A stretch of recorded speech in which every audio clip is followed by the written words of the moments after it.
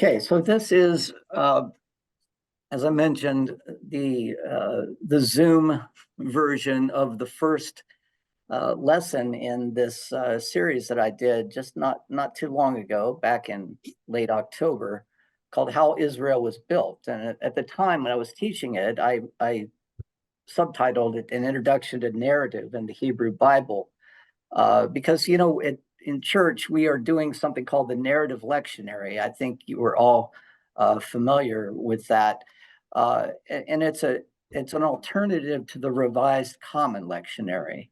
The Revised Common Lectionary gives pastors a series of texts to read every Sunday, one from the Old Testament, a psalm, usually a New Testament text, and then a Pauline epistle. And so over the course of 3 years, you can read roughly 80% of the Bible in that piecemeal fashion. And they are set up with a certain type of logic. You read Mark, the Gospel of Mark first, and some of the earlier letters of Paul. But what we're seeing, and actually I was really delighted to find out that this was a friend of mine that came up with this idea. It didn't surprise me, but his name is Rolf Jacobson, and he teaches at Luther Theological Seminary up in the Twin Cities. And he understood, and I've known him for 20 years, and we used to have this discussion all the time about, people just don't understand the Bible in a narrative way anymore.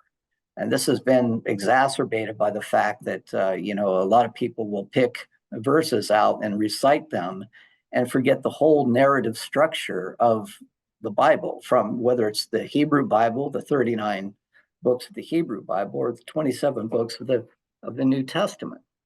And so Rolf and a friend of his there at Luther named Craig Kester, an Old Testament and a New Testament scholar, came up with a series of readings that extend over, I think, a period of 3 years, like the Revised Common Lectionary. I may be mistaken on that, but actually that introduce people and congregations to important stories in the Bible. And it starts over every year. So you'll read from Genesis and then move on. You might remember that we've been reading, I think the first story that I could remember that we read was the one that Greg and Damon both preached on, Shiphrah and Puah in Exodus, the two women who were the midwives to the Hebrew women. But the stories, follow the historical progression and introduce us to the narrative. Now, these would have been the stories that Israelites would have been telling their children, and as teaching tools, and in order to introduce them to what it meant, at that particular time in their context, to be a Jew. Stories that are in the Torah that have been told, for ages now, at least 3,000 years. Probably about 2,500 years, let's call it. But foundational to Judaism. And they're also stories, not just, Paul admonishing people in his letters, but stories of Jesus. I mean, the Gospels follow a narrative order as well. So the narrative lectionary is an attempt, after this long introduction, is an attempt to try to reintroduce or introduce for the first time congregations to some of the narratives, the stories of the Bible. And very important, because we're all narrative creatures. We come to understand ourselves and our context through stories that are told. And it's unfortunate that when we lose that in the church, we just focus on what I call verses or texts that are admonishments to do this, that, or the other thing, But when we lose the narrative in which we find ourselves, or should find ourselves as Christians, then it creates a vacuum in which culture can take over and create narratives into which we will because of our humanity, we will naturally place ourselves.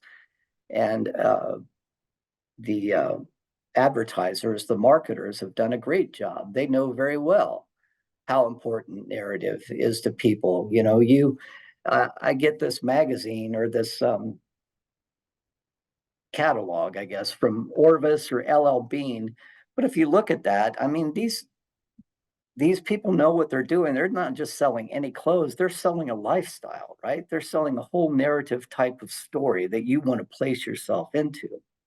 Um, and it really gets, once you realize that, it starts to become kind of annoying. Like, don't try to push, don't try to attract me into this, cowboy story. A guy riding through like 3 feet of snow on his horse, with a great big suede jacket on and a cowboy hat, and you can have this jacket for $500, right? You can participate in that kind of narrative.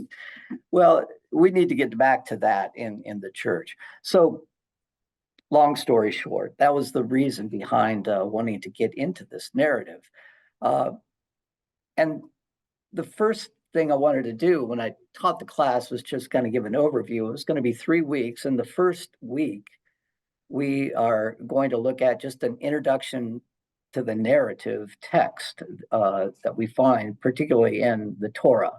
The Torah being the first 5 books of the Hebrew Bible: Genesis, Exodus, Leviticus, Numbers, and then Deuteronomy.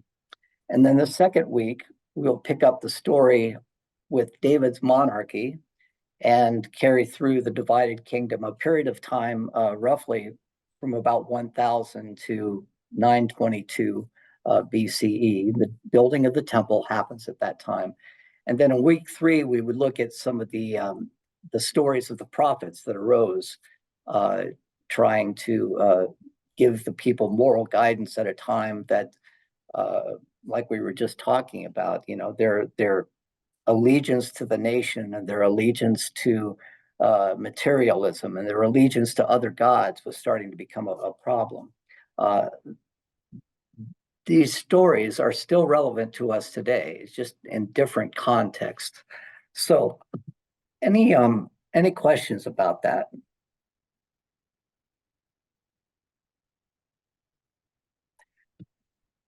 If not, I'd like to just kind of give an overview. And this is something that scholars, when they look at the Hebrew Bible, and when we're talking about the Hebrew Bible, we're not so much talking about the prophets, but let's look at the first 5 books of the Hebrew Bible, and then some of the historical books: Joshua, Judges, First and Second Samuel, I think, and First and Second Kings.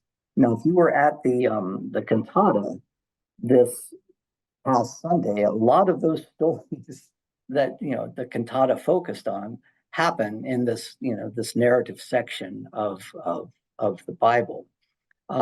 So how was this written? And we're going to focus on something called the Wellhausen hypothesis, which was proposed really about 150 years ago, and it is maintained its, I guess, legitimacy among biblical scholars. There are some people who have, challenged it, and I'll mention one of those a little later. But for the most part, Julian Wellhausen started to look at the Hebrew Bible, and he started to notice when he was reading, like, the story of Abraham, and the story of Abraham, and let's say the story of Abraham and I can't remember his name, Hagar, Hagar and Ishmael. There's a story that's told, and then a few verses or a few chapters later, the story seems to be retold, right? About Hagar being sent out, and Sarah being jealous of Hagar because Abraham had a child with Hagar who became Ishmael, who was Ishmael, who is now recognized as the father of the Arab peoples. And Wellhausen thought to himself, there are all of these redundancies in Scripture. If first of all, if God were the author of this, you would think that God would have enough, presence of mind not to repeat himself. This is the kind of thing that you would edit out if you were a good writer. So Wellhausen said, you know what I think happened is that these stories were told over a long period of time, and they were written down in different contexts. And then at a particular point in time, somebody, this is, if you can see this word redaction down here in purple, a redactor brought all of these various texts together and edited them, probably pulling out things that he didn't want to have, told, and fashioning a narrative from his perspective. And actually, I should say his, I should say their. It was a number of people doing this over about a 200-year period of time. But what were they trying to do? Well, they were trying to create a narrative. They were trying to create a story for a group of people. Look at the time that this redaction is taking place. If you know your history of Israel, you will know that right after the Babylonian captivity, the Jews, as they were being called at that time, were sent back to Jerusalem. And there they were trying to kind of pick up the pieces of their life, they just spent the last 50 years in Babylon. They don't, for the most part, the generation that left Jerusalem has now probably died off. Now they're coming back to Jerusalem and they're trying to pick up the pieces and say, who are we? And this is when the priestly caste, the priests started to really try to take up the reins and lead the people into educating, them as to who they were, what the covenant was all about, what their identity was, who was Abraham, who was all of these things that were in danger of being lost while they were in Babylon. So I'll talk about these 4 strands of literature, but one thing that I want to focus on here is that, and this is the book, Mac, that we were just talking about, the author of this text, Jacob Wright, really starts to ask this question: why did the Bible begin? And he means the Hebrew Bible. And the focus of that question really comes at this point down here on redaction, because it was a group of people who were taking texts and traditions and fashioning them in a way that was going to direct the people, the Jews in Jerusalem, into a particular understanding of who they were and who they have been and who they are, all the while trying to build a temple. And the thesis of this book that Mac and I have talked about is that, this was an attempt on the part of probably a priestly group of people to help Israel understand itself, not in terms of its geopolitical identity, right? But in terms of a people whose identity is established in their suffering, in their utter vulnerability, and the moral response to others that comes out of that. This is something that the prophets tried to emphasize as well. Now, this is interesting to us because we see in present day Israel, the people who are establishing their identity around a very geopolitical sense of self, right? We've got, this landscape, which is ours, and we've got this constitution, which is religiously based, and we have like a state moral code that is becoming more and more focused on certain interpretations of the Torah. And that was the kind of thing that the prophets got up and said, no, you're making an idol out of your state. But that seems to have fallen by the wayside. So anyway, let's go back about 2,500 years. And when we look at the Old Testament, and when we look at the Torah especially, what we see, according to Julian Wellhausen, is that there are really about 4 strands of literature that we can identify as having been written at particular points in Israel's history. And the first of these is something called the Yahwist tradition. And it's called the Yahwist tradition because exclusively God is referred to as Yahweh. So anytime you see, in the Hebrew Bible, the word Yahweh, which is actually not supposed to be pronounced, you can say this is the oldest tradition, this strand of literature that that was written probably right around the time of Solomon's monarchy. And you can imagine what Solomon's trying to do. He's establishing his monarchy, he's building a temple, and he's trying to establish, if you will, a narrative constitution for who they are as a people. The next strand of literature is going to come about 100 years later. And this is after the 12 tribes divide themselves into two different groups, 10 tribes in the north and 2 tribes in the south. And Wellhausen saw in this literature a new name for God, Elohim. So in the Torah, God has 2 basic names, or Yahweh is one and Elohim is the other. Why is that? Because the people telling the stories were referring to God in a very specific way. The people of Judah in the south referred to God as Yahweh. The people of the 10 tribes in the north referred to God as Elohim. And we see in that name, Elohim, the influence of a Canaanite god, a high god by the name of El, which, we probably can't get into right now, but it is very interesting. And these 2 traditions focus on varying strands of literature. The Yahwist tradition really focuses on stories about Abraham. The Elohist tradition focuses more on the stories about Jacob. Now, what probably happened over time is that these stories were separate, but in the redaction that would come later, right, 500 years later, it's possible that Abraham and Jacob come to be connected as father and son, when in the beginning they may have been just separate entities referring to the father of this group of people. So those are 2 traditions.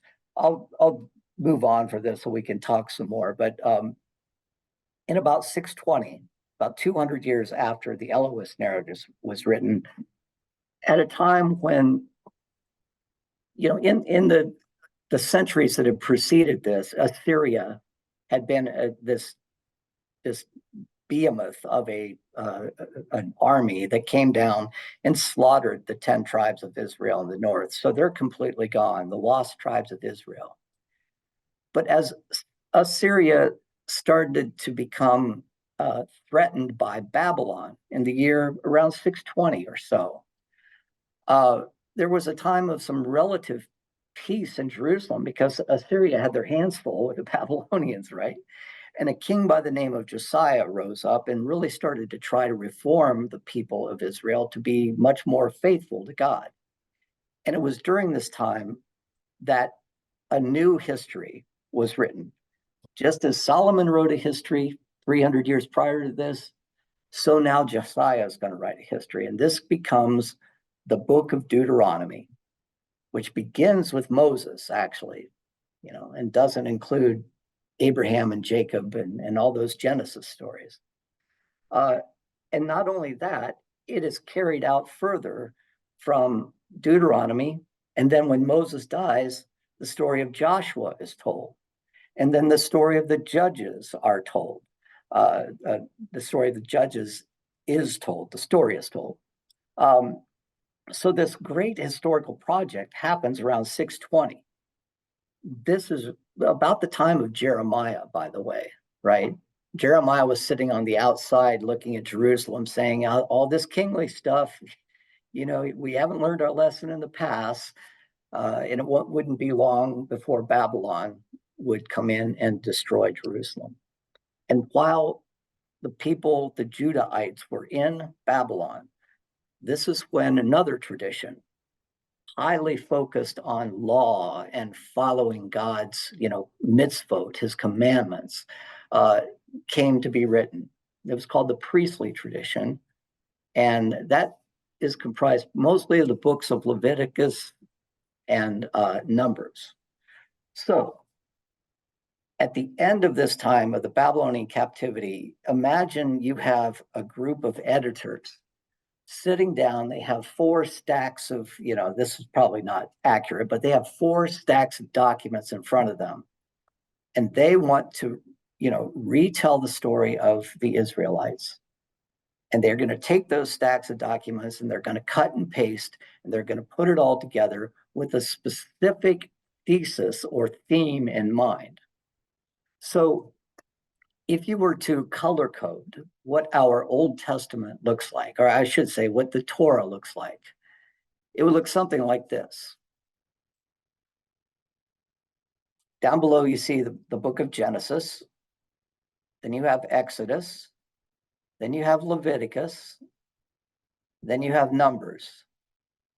So the Yahwist tradition, which was written in the time of Solomon, is found primarily in the book of Genesis, and there are strands of it in Exodus. So in other words, the redactor said, well, this really belongs in the later story of Exodus. But you will also see that Genesis has some of the Elohist tradition in it. And these would be the stories about Jacob and, the Jacob line. So you've got Abraham stories in red, you have Jacob stories in green, and then you get into the story of Exodus. Now, the Elohist had a story of an exodus from Egypt, right? And the priestly writers writing during the Babylonian captivity, they go back to that time period as well. And they try to fill in some of the gaps. But mostly what they're trying to do is write this entire book of Leviticus that is trying to teach people how to be good Jews. If you look at Leviticus and Numbers as well, you will see that it is nothing but this legislation. This is how you worship God by sacrifice. This is how you lead a moral life. You eat kosher, circumcise your children, and things like that.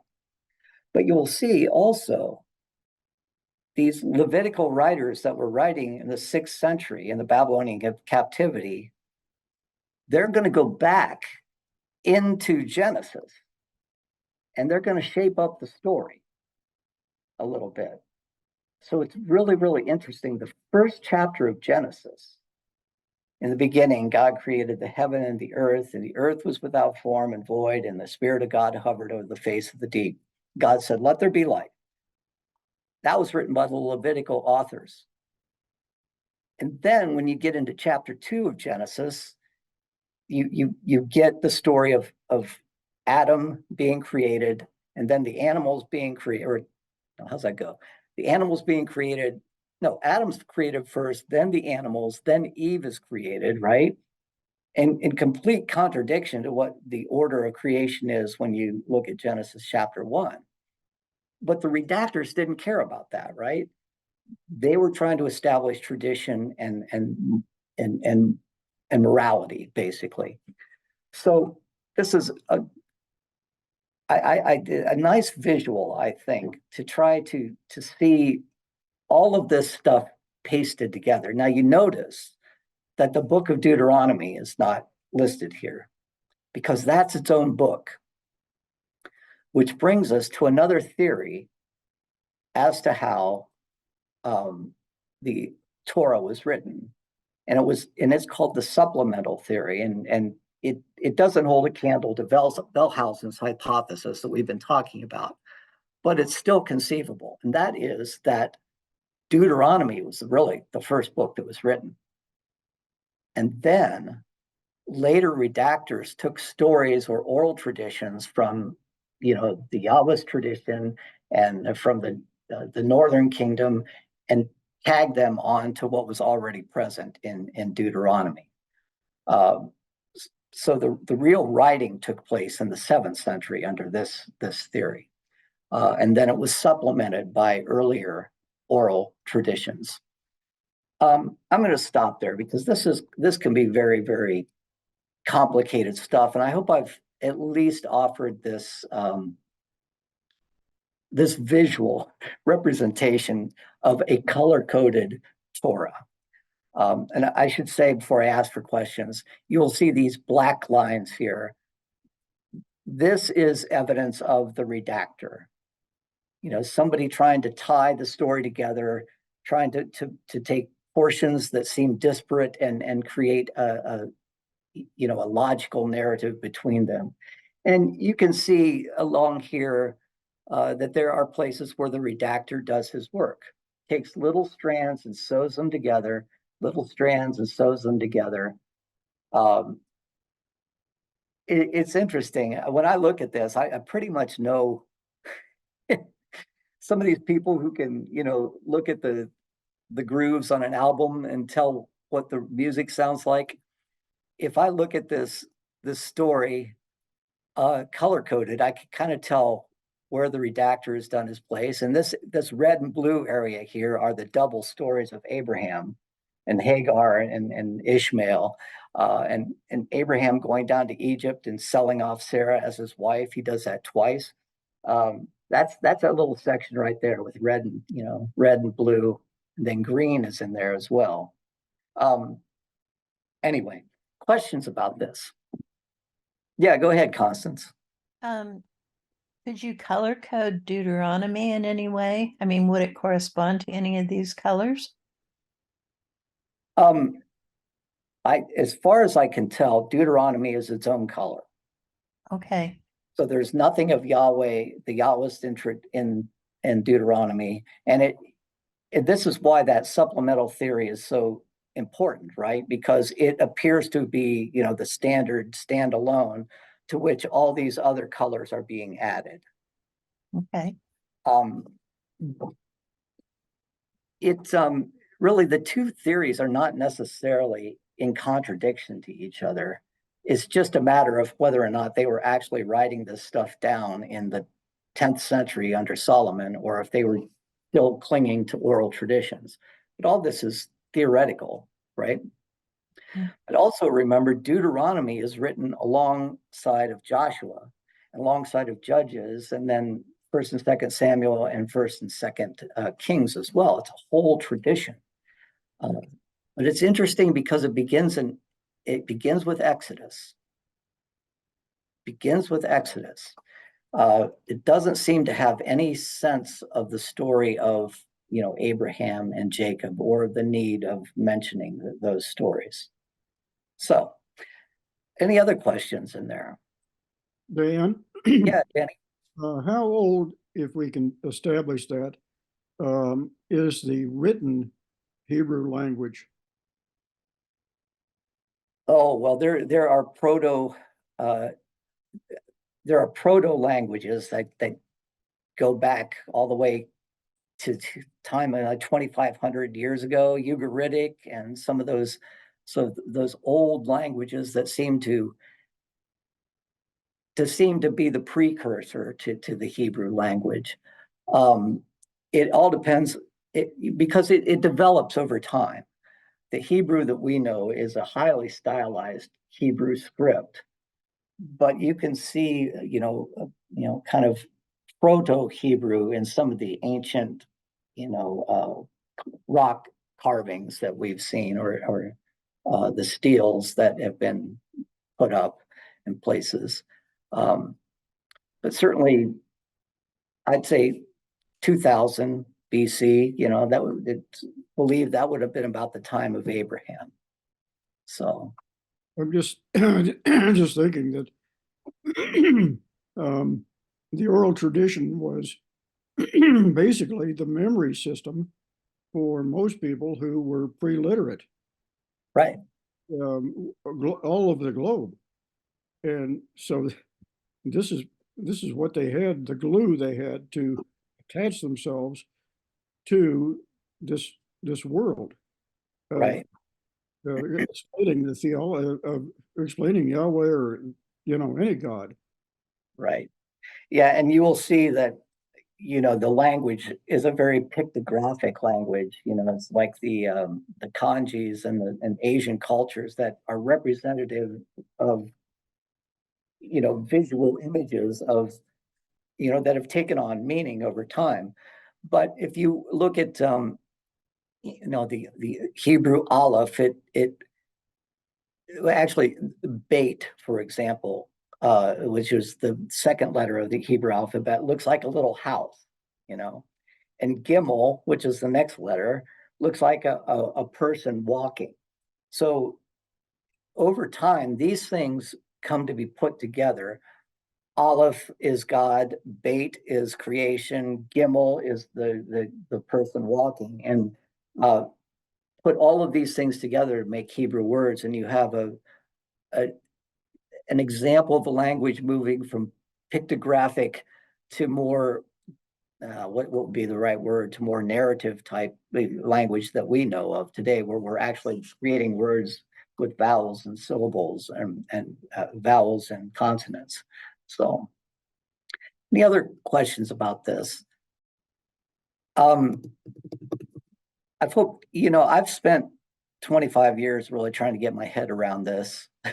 Because if you come from a tradition that says, well, the Bible fell out of the sky and God wrote it, and this is the kind of thing that students just absolutely rebel against in the classroom, because it creates of the Hebrew Bible a human document. You can see the human signature there. But let's, kind of look at the narrative and the context out of which this was written. If we go all the way back to 2000 BCE, this seems to be about the time that stories or aspects of the story of Abraham seem to match up with what we know about from archaeology about migrations in the Fertile Crescent. You see here Ur of the Chaldeans. This is along the Tigris and Euphrates River, known as the Fertile Crescent right here, this crescent. And Abraham would have been an outsider in probably one of the early walled cities at that time. This is a time when agriculture was causing people to, build walled cities, and Abraham was a shepherd. And he was going to have a different understanding of the world. And this is what we see reflected in the stories of the call of Abraham. Well, let's just remind ourselves of the topography here. The Tigris and Euphrates River, here you have ancient Babylon. You come up into present day Syria, which at the time was known as Assyria, and then down into Syria. And then finally, this area known as Canaan. And that is believed to be the promised land that Abraham was called to. And then as the story moves on, Abraham's descendants are taken into slavery into Egypt, and they escape from Egypt and come back to that promised land. And this is the land that we're talking about today, called Israel. And so the claim to that land goes back, if you believe that Abraham existed in 2000, it goes back 4,000 years. And then we'll see where other claimants, come into the picture as well. But one thing I wanted to mention about the narrative that's so unique. If Abraham existed in 2000, and he probably wasn't an individual, but representative of an experience that a group of people had at that time, an experience that set them apart. Now, let's call it Ur or call it Babylon. In the cities there was a kind of a cultic priesthood whose complete focus was on keeping the cycle of the seasons moving in a predictable way, right? So you offer up sacrifices to the gods, and they will assure that the Tigris and the Euphrates, or the Nile over in Egypt, floods at a certain time of the year so your agricultural, produce can be planted. In that culture, you didn't want any surprises, right? you didn't want to say, you didn't want it to snow in May, right? Because then the gods would be upset. So religion was about assuring and ensuring yourselves that the predictable cycle of the seasons controlled by the gods was going to be kept predictable. It was going to be kept non-threatening. you didn't want that to be upset in any way. Now, in the midst of this, outside the city walls, there's a guy named Abram. And unlike the Babylonian or the priests of Ur who were trying to contact God, who is well above them, right, up in the sky and living these mysterious lives, and they really didn't care anything about the people down below, but you nevertheless had to feed them to make sure that they were happy with you.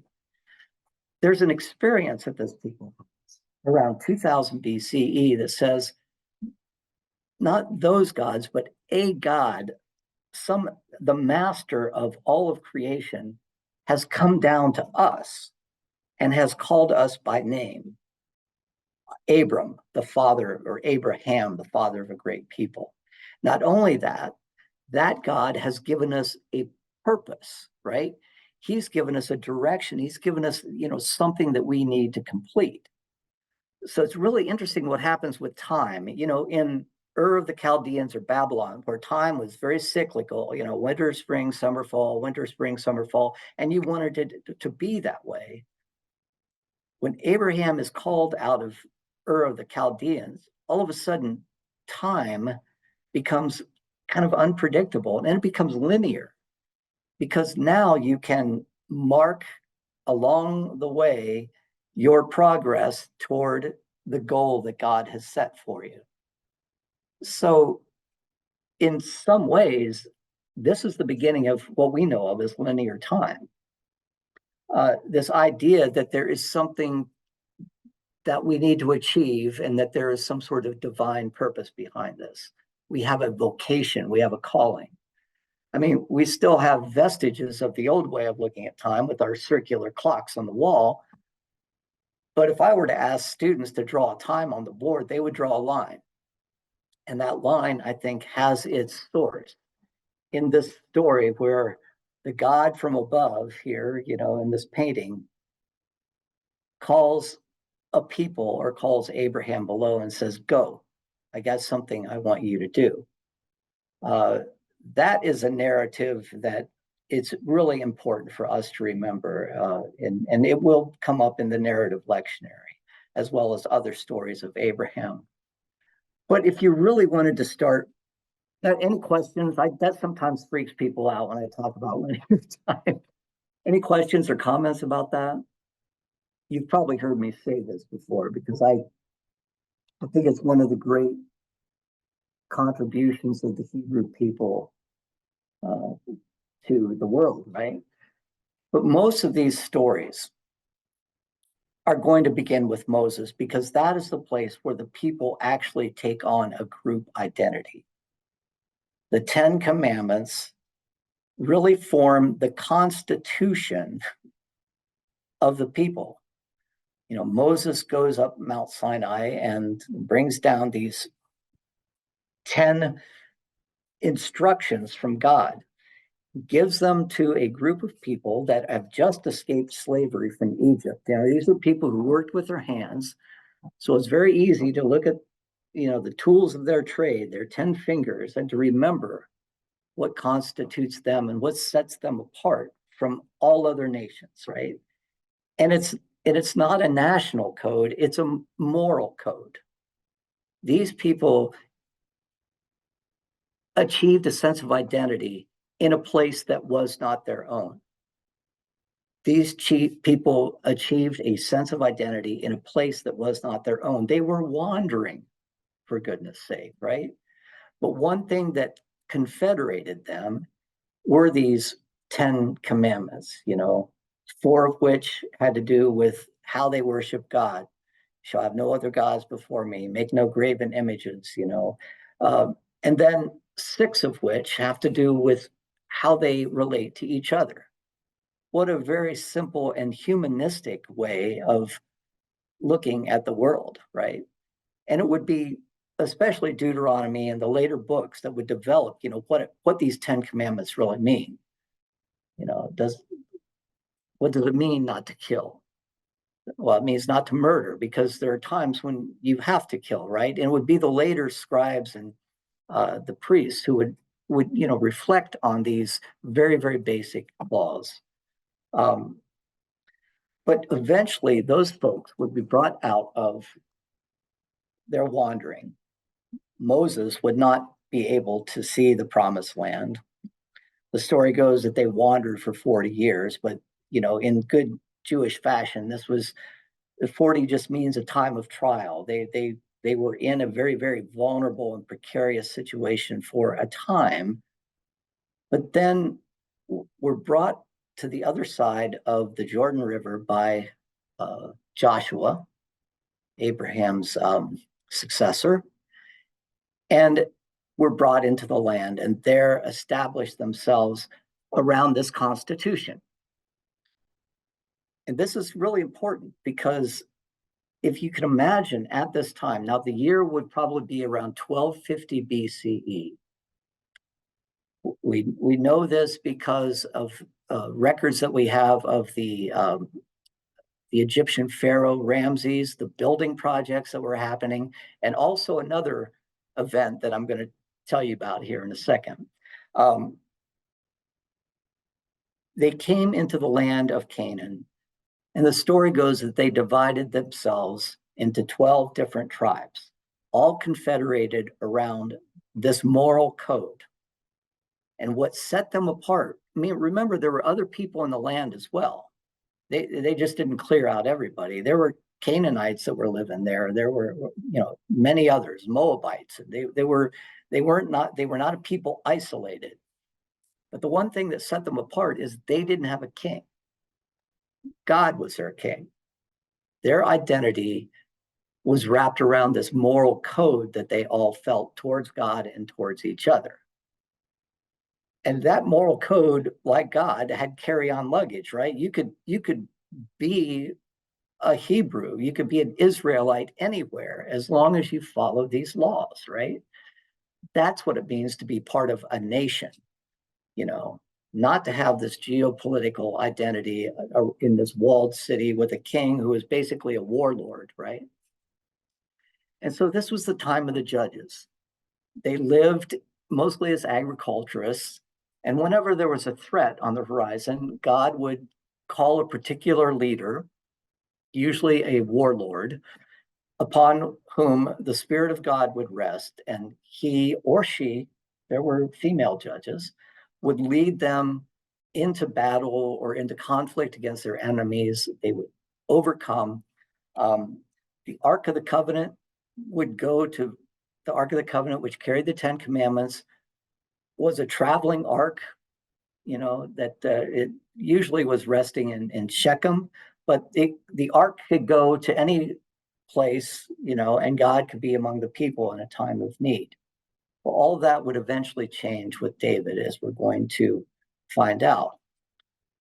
So the question becomes, what caused the change? Why did they move from a theocracy, quote unquote, where God is king, to a monarchy, where a particular individual is recognized as king? And thus, you have the temptation to idolize that person as a new kind of God, right? The nation starts to become primary in that case. What happened?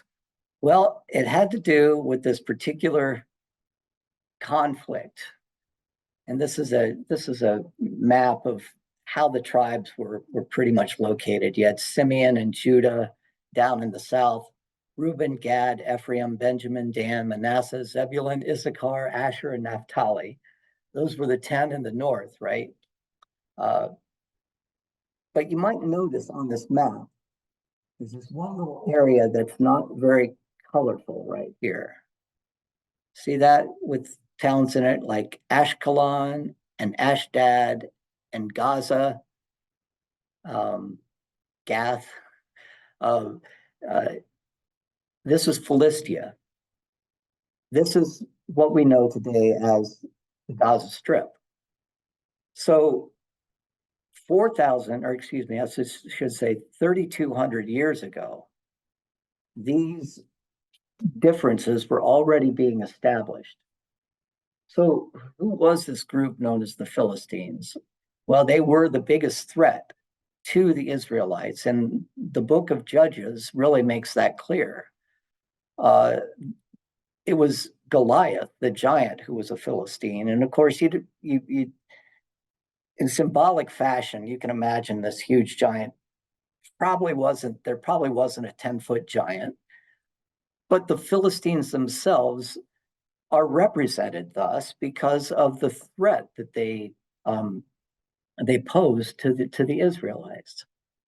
And what was the cause of that threat? Well, first of all, we often look at Philistines as being a group of people that were uncultured, but we know from archaeological evidence that they were doing some pretty interesting things at the time. There's a very distinctive pottery that was made by the Philistines around 1200, the time of the judges, and it was called diachronic, I think. They painted it in two different colors, which was unusual at that time. Now, it's very interesting. Some of you may have heard on NPR that the reason that the Gaza Strip has all of these tunnels underneath is because there's a very strong layer of clay under the sand there.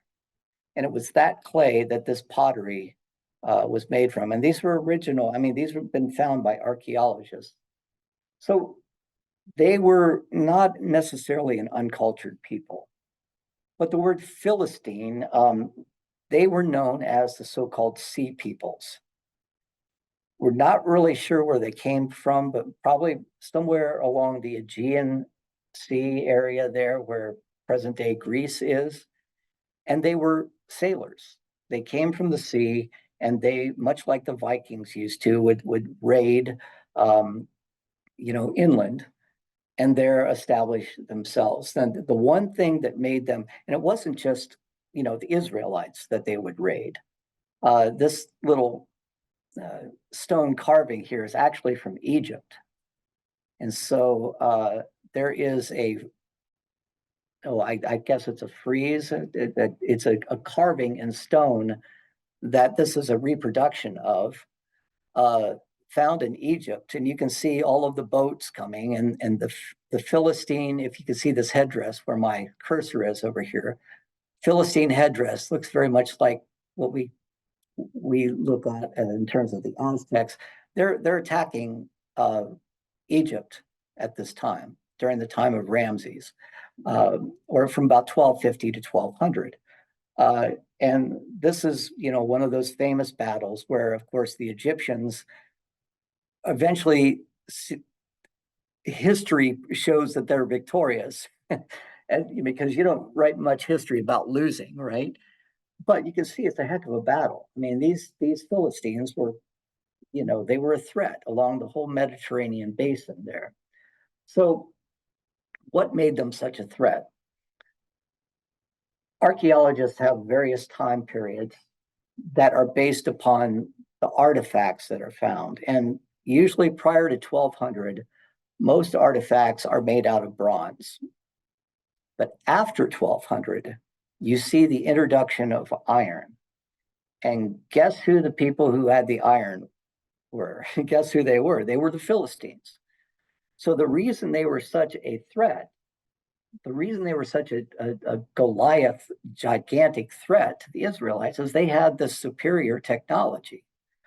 And it was going to take some real intellectual know-how, literally some guerrilla warfare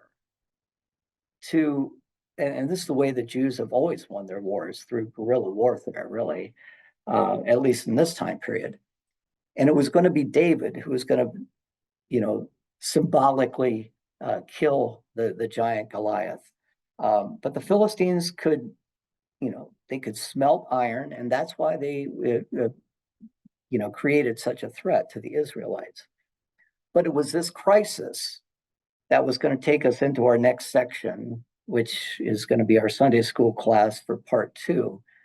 This crisis that necessitated a response. We need, we just can't be a confederated group of people, of judges out there without any kind of, centralized authority to bring us together to fight these Philistines. So we need a king.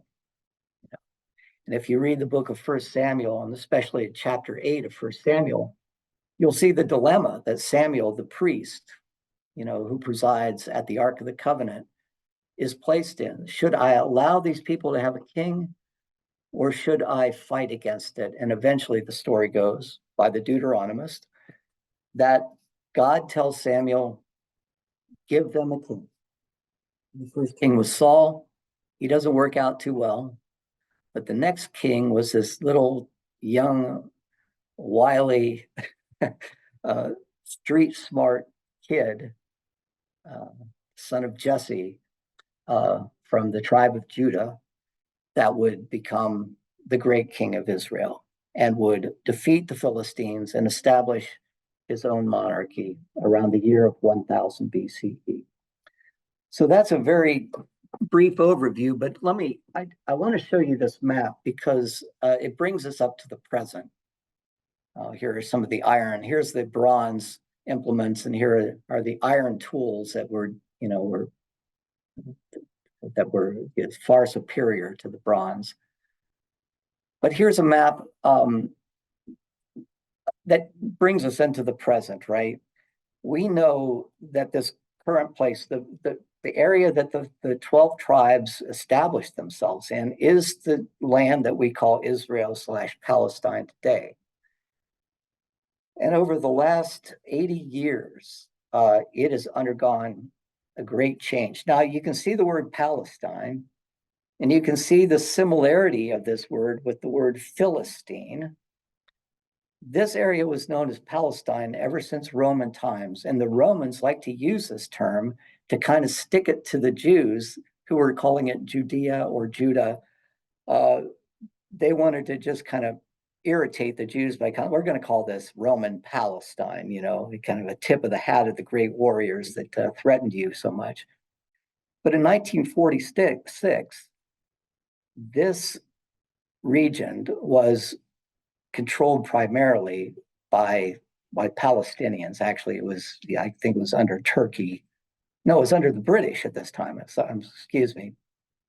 But you can see there were already some settlements designated here in white of Jews who, following the Zionist cause, in the turn of the 20th century, there was a movement called Zionism that felt that the Jews could only be Jews if they returned to their land and established themselves as a nation, right? Going all the way back to the time of Judges. We need to be a nation. After World War II, the UN established a plan where a portion of Palestine would be given to Israel, and you can see this in white, and there would be a portion that would remain under Palestinian authority. But because, and I'm going over this very briefly, but because of a lot of conflict between the Palestinians and the Israelis, Israel was ready to bring back to themselves. I shouldn't say that. From their perspective, they saw it as winning back. They were able to conquer these lands. So you can see from 49 to 67, this green area starts to really shrink. And so if you go, and I don't know if you can see this, but if you can look at the map today from about 2012, you can see that the Palestinians are kind of, filtered out amidst this dominant land of Israel. And you still have this little strip that we call the Gaza Strip that we saw on our previous map from 3,000 years ago was Philistia. And this is the state of things now. So same landscape. The story is still relevant, but also the Torah. And I mean here, the moral code of this people is still relevant too. And I think there's some tension between national interests and religious calling. So I will leave it at that, but I'm going to look to my friend Denny, who I'm sure has got something to say about this or anyone else really. Denny, any comments? I think that map of 2012, if I remember right, they're about now there are about 125 little islands that are left with any kind of semi-autonomy for Palestinians, which Right. with a combination of the settlers and this new ultra right-wing government, it's a solution, just absurd idea, except for window dressing. Right. Yeah, that area that is kind of modeled up there is known as the West Bank, and settlers from Israel have basically and illegally, moved in and just claimed the land for themselves, kicking off Palestinians who, by all rights, at least from international law, have a claim to that land. So the conflict is a grave one, and we're seeing the results of that still today. Any other thoughts about this? Will, you have a comment, or you're looking at the map?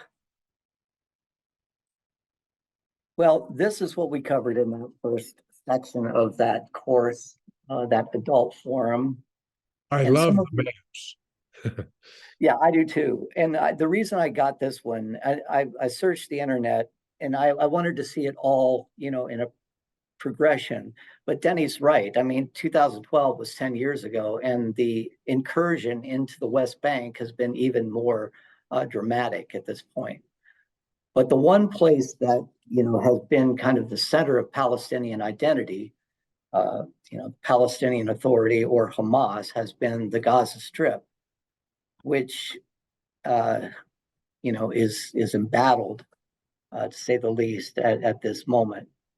And, if you are a praying person, I think that is a place that deserves a lot of our attention as we move into this season of light, whether it's Hanukkah or Christmas or Kwanzaa for that matter. Any other thoughts? Dan, just to remind, the 67 war was absolutely crucial in beginning the demise of the idea of a two-state solution, because that allowed Israel to expand to the Jordan. And, the settlers really didn't have, I don't think, much of a position in Palestine prior to the 1967 war. Yeah. There was a really interesting article in the New York Times, for those of you who read the Times, asking the question, is anti-Zionism necessarily anti-Semitism? And that is a question where, there is so much nuance to those two terms these days. But the idea of anti-Zionism is the idea that Israel does not have the right to exist. That's how it's very, very strictly defined. I don't see myself. I could call myself an anti-Zionist, but I'm not. I don't think I'm anti-Semitic. But if you read this article, it would say very categorically, no, you cannot be anti-Zionist and without being anti-Semitic. I don't necessarily agree with that. And that's why I think that book that Mac and I have been talking about is so important, because you can have an identity apart from your national interests, apart from your geopolitical, mooring. So really interesting. And we have the luxury of calling it interesting, right, from our safe haven here in the middle of the United States. But this is an aspect of the conflict that I don't think is being talked about objectively enough, in my opinion. Anyone want to have the last word here? Harvey, it's really great seeing your face. Thanks for joining us. And Dan, for the Orthodox, Israel cannot be Israel and fulfill, its destiny, without total access to Judea and Samaria. And right. Is always, I think, you can help me on this, has always been in, this Palestinian green until 1967. Yeah. And don't forget about without total access to the Temple Mount, Pardon? which is still in green, you know. And yeah, and it will remain to be seen how that gets itself resolved. But tensions have never been higher, I'll tell you, when it comes to that. So, well, I am going to stop our sharing here and bid you all adieu and have, did I say that right, Constance? Bid us all adieu. Anyway, I hope you all have a wonderful Christmas and look for, look for some communication from me, I guess, and from Sharon on where we're going next, but it probably won't be till after the new year. And thank you, by the way, for the gifts that Sharon passed along to me. The gift cards, those are nice. I really, I don't expect that, and I really appreciate your gratitude. So my gratitude for your Cool. gratitude.